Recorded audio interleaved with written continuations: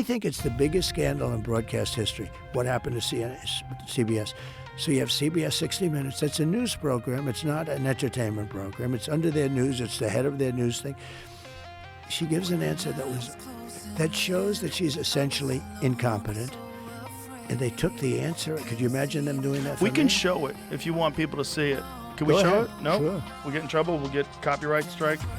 Okay. Listen, anyone can find it, but it's drastic. But what was interesting was the other full version was available initially.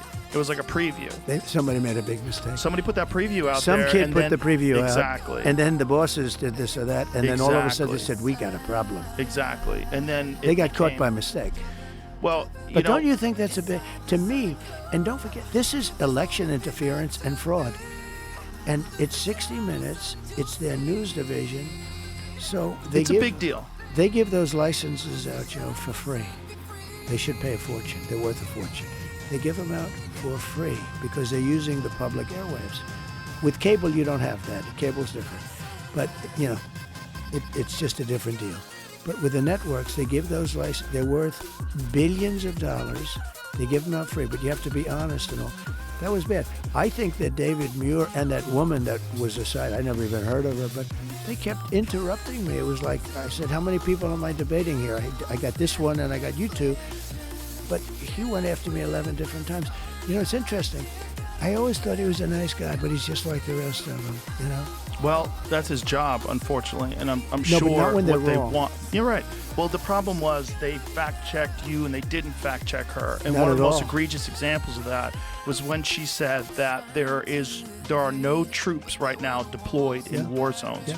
There's a very famous viral video that went online of troops in a war zone saying, well, what the fuck are we then?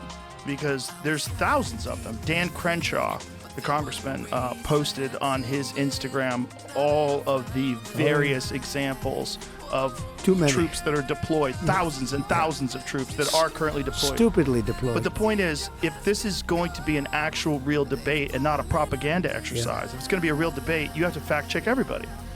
Like if someone says maybe she thought there was no, which is also a problem. So it's one of two things.